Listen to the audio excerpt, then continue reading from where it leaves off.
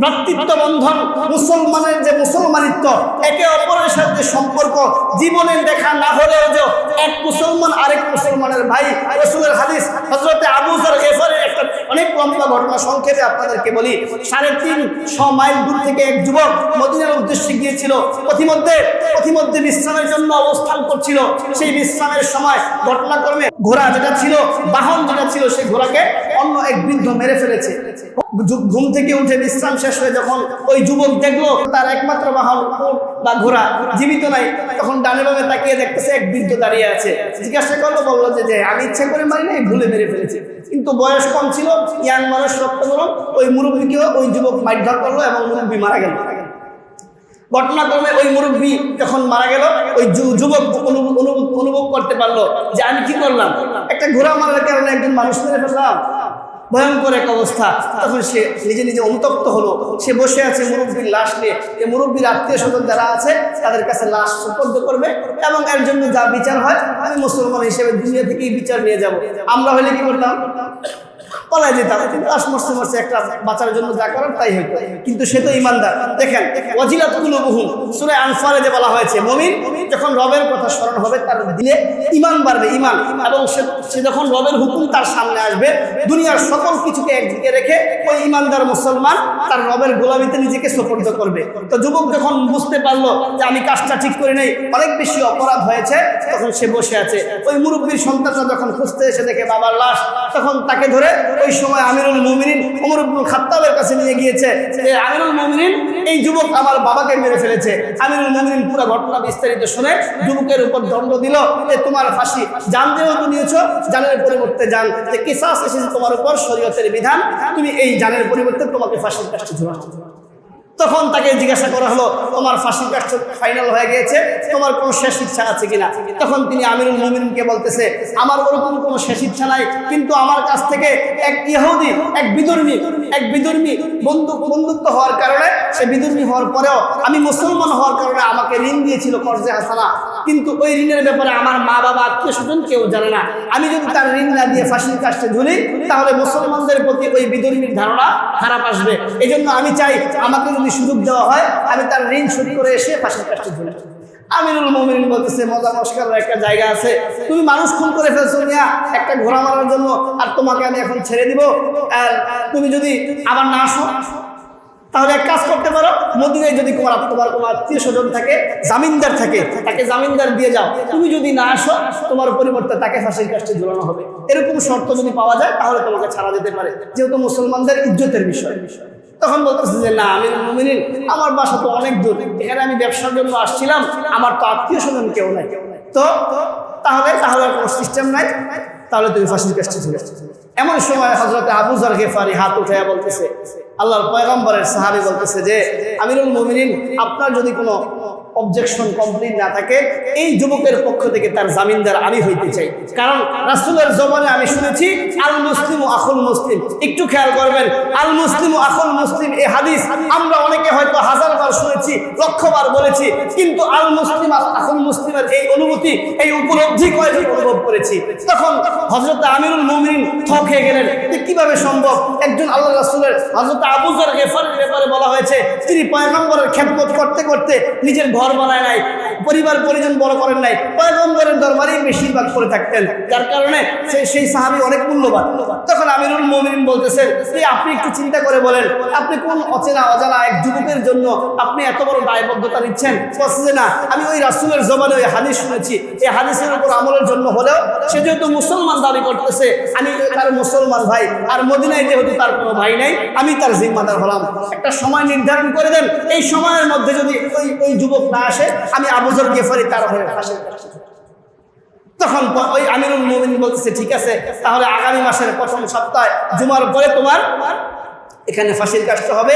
এর মধ্যে যদি তুমি না আসো, মনে রাখো আল্লাহ রাসূলের এক নিষ্পাপ সাহাবীকে আমি যেহেতু আমিরুল মুমিনিন হয়েছি, শরীয়তের বিধান মানার জন্য তাকে ফাঁসির কাজটা ঝুলানো হবে। যুবক চলে গেল।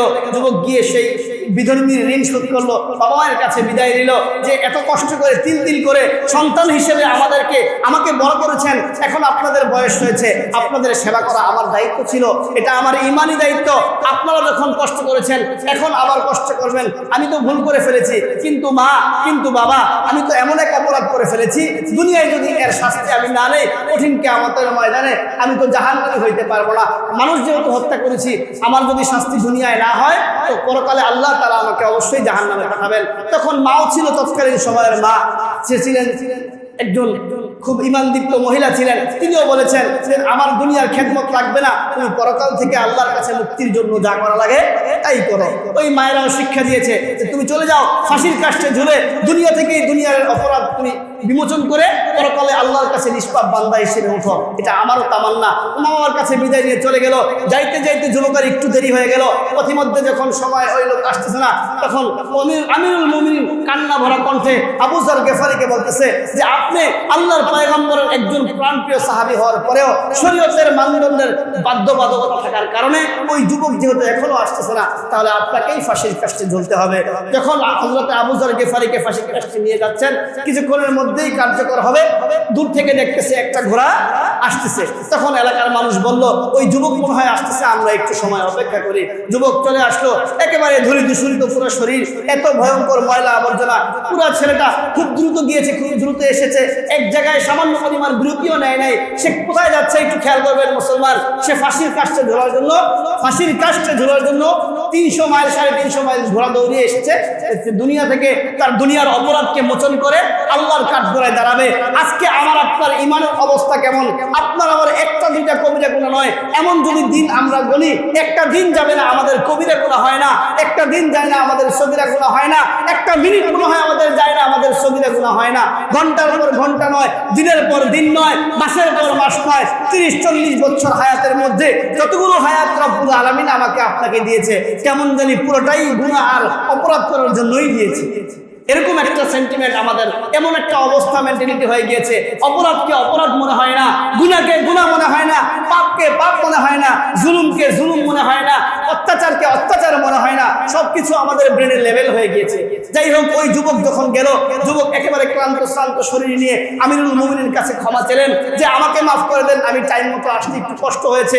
ওই দুই ভাই এই দৃশ্য দেখে আবেগ আপ্লুত হয়ে গেলেন এবং সে ভাবতেছে যে এটা কিভাবে সম্ভব, একজন মানুষ এই সেই 350 মাইল দূর থেকে ফাঁসির কাষ্ঠে ঝুলার জন্য আসতে পারে, সে মানুষটা কেমন হতে পারে, তার ইমানের লেভেল কত উন্নত হতে পারে, সে কি পরিমাণ নবী আদর্শের হতে পারেন, সে কেমন ইমানদার যে 350 মাইল নিজে ঘোড়া দৌড়ে এসেছে জাহান্নাম, মানে দুনিয়া থেকে মরাটা, ফাঁসির কাষ্ঠে ঝুলাটা একেবারে নিজে মৃত্যুর কাছে আসবে। এরকম মানুষ কয়জন আছে? সে ভাবতেছে আর বিশ্লেষণ করতেছে আর বিচার করতেছে, যার মধ্যে এই পরিমাণ ইমান আছে সে অবশ্যই আমার বাবাকে ইচ্ছা করে হত্যা করতে পারে না, সেটা ভাবতেছে আর মিলাইতেছে।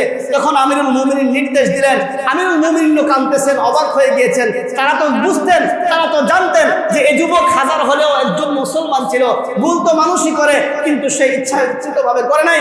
তখন আমিরুল মুমিনিন কাজীকে হুকুম দিল যে একজন নিরপরাধ সাহাবীকে ফাঁসির কাষ্ঠ থেকে আবু যর গিফারিকে নামিয়ে একজন নিরপরাধ তাবী আমি সাহাবীকে দেখে একজন নিষ্পাপ যুবককে আবার ফাঁসির কাষ্ঠে ঝুলাও, কারণ এটা তো শরীয়তের বিধান। ওই সন্তান দাবি করেছে, তাদের বাবার হত্যার বিচার করতেই হবে। যখন ফাঁসির কাষ্ঠে ঝুলাবে, এমন সময় ওই দুই ভাই আমিরুল মুমিনিনকে আবেদন করতেছেন, আমিরুল মুমিনিন আরেকটা আবেদন আপনার কাছে করব। আমিরুল মুমিনিন বলতেছে, তোমার আবেদন মতোই তো সবকিছু হলো, আর কিসের আবেদন? ফাঁসির কাষ্ঠ হয়ে যাবে, তোমরা তোমাদের ন্যায় বিচার পেয়ে যাবা, চলে যাবা, শেষ। বলছে যে না, আমার আরেকটা কথা আপনাকে শুনতেই হবে। এই যে যুবক 300-350 মাইল দূর থেকে আমার বাবার শাস্তি ভোগ করার জন্য, ফাঁসির কাষ্ঠে ঝোলার জন্য এখানে এসেছে, সে কখনোই কোনোদিনও সজ্ঞানে স্বেচ্ছায় আমার বাবাকে মারতে পারে না। দুনিয়ায় এই মদিনা শহরে যেহেতু তার কোনো ভাই নাই, আত্মীয় স্বজন নাই, আপনি আমাদের পক্ষ থেকে তাকে ক্ষমা করে দেন, মাফ করে দেন এবং আমাদের ভাই হিসেবে ঘোষণা করেন। যতদিন আমরা বাঁচবো এই যুবককে আপন ভাই হিসেবে সাপোর্ট দিব এবং 3 ভাই একসাথে বসবাস করবো। বলেন না সুবহানাল্লাহ। এটা হচ্ছে ঈমান, এটা হচ্ছে মুসলমানদের মুসলমানিত্ব। অপরাধ করলে অপরাধ বোধ যেমনি ভাবে থাকতে হবে, ঠিক তেমনি ভাবে অপর মুসলমান যদি অনুশোচনা প্রকাশ করে, বাস্তবিক পক্ষেই যদি নিজের ইমানের প্রমাণ দেয়, তখন সে মুসলমানের উপর ভাই হিসেবে আল মুসলিম ও আখুল মুসলিম এই হাদিসের উপর আমল করার জন্য হযরত আবু যর গিফারি অপর ভাইয়ের যাকে চিনে না জানে না জীবনে দেখে নাই, শুধুমাত্র মুসলমান নাম ধারণ করেছে, এই জন্য পয়গম্বরের হাদিস থেকে সে পালন করার জন্য ফাঁসির কাস্টে ঝোলার জন্য রাজি হয়ে গিয়েছিল। আজকে সেই মুসলমান আমরাও দাবি করি, তারাও মুসলমান ছিল, আমরাও মুসলমান, তারাও আল্লাহর বান্দা দাবি করে, আমরাও আল্লাহর বান্দা দাবি করি, তারাও পয়গম্বরের উম্মত দাবি করে, আমরাও শ্রেষ্ঠ নবীর উম্মত দাবি করে। এটা নিয়ে অনেক বিষয় নিয়ে ঝগড়া করি, কিন্তু মুসলমান আমাদের ঈমানের লেভেল কোথায়? ওই যুবকের ঈমানের লেভেল কোথায়? আর রাদিয়াল্লাহু আনহুম ওয়া রাদু আন যে সাহাবীদের উপরে এই আয়াত নাযিল হয়েছিল, সেই সাহাবীদের ঈমানের লেভেল কোথায়? তারা জান্নাতে যাবে না তো আমরা জান্নাতে যাব, তারা জান্নাতি হবে না তো আমরা কি জান্নাতি হব? আমরা জান্নাতি হওয়ার জন্য, আল্লাহর কাছে মুক্তির জন্য, ঈমানকে বাঁচানোর জন্য, আমলকে সংশোধন করার জন্য কি পরিমাণ ত্যাগ আমার জীবনে আছে, আপনাদের জীবনে আছে? একটু ক্যালকুলেশন করে একটু হিসাবটা মিলাবেন। দুনিয়ার হিসাব করার জন্য, দুনিয়ার ক্যারিয়ার সুন্দর করার জন্য হাজার রকম হিসাব, অনেক রকম রেজাল্ট, অনেক রকম তালিকাটা আমরা মেনটেন করি, কিন্তু ঈমানের হেফাজতের জন্য, ঈমান সংশোধনের জন্য, রব্বে কাবার কাছে নিজের ঈমানকে প্রকাশ করার জন্য, কঠিন কিয়ামতের ময়দানে আল্লাহ তাআলার কাছে নিজেদের আমলনামা পেশ করার জন্য কতটুকু আমল করেছি? আজকের জুমার পর থেকে গিয়ে একটু বিবেচনা করবেন। মোহতারাম, আপনাদেরকে এতক্ষণ লম্বা সময় এতটুকু বুঝাইতে এটাই চাইলাম যে আমরা মুসলমান সব যেভাবেই হোক, বর্ডারের কারণে হোক, বাধা বিপত্তির কারণে হোক, বিভিন্ন জায়গায় বাস করি, কিন্তু রাসূলের হাদিস কোরআনের ওই বাণী থেকে স্পষ্ট এটা যে আমরা মুসলমান সব এক এবং অভিন্ন। আমাদের ঈমানের জায়গা থেকে আমরা অন্য কোনো দ্বিতীয় কারো পক্ষে নয়। মুসলমান ছাড়া দুনিয়াতে দেখেন যত পরাশক্তি আছে, সকলে ব্যক্তিগতভাবে বা দল বা জাতিগতভাবে ভিন্ন হতে পারে, কিন্তু মুসলমানদের বিরোধিতা করার জন্য ইহুদি, হিন্দু, বৌদ্ধ, খ্রিস্টান যত ধর্মীয় আছে সকলে কিন্তু এক, ঠিক কিনা বলেন? তো আমাদেরকেও এক হইতে হবে, আমাদেরকেও নেক হইতে হবে অন্তর থেকে, শুধুমাত্র আজকের বয়ানের জন্য, শুধুমাত্র আজকের মসজিদের আলোচনার জন্য নয়, ঈমানের জন্য, পরকালে মুক্তির জন্য, আল্লাহর কাছ থেকে মুক্তি পাওয়ার জন্য আমাদেরকে এই অনুভূতি অন্তরে জাগ্রত করতে হবে।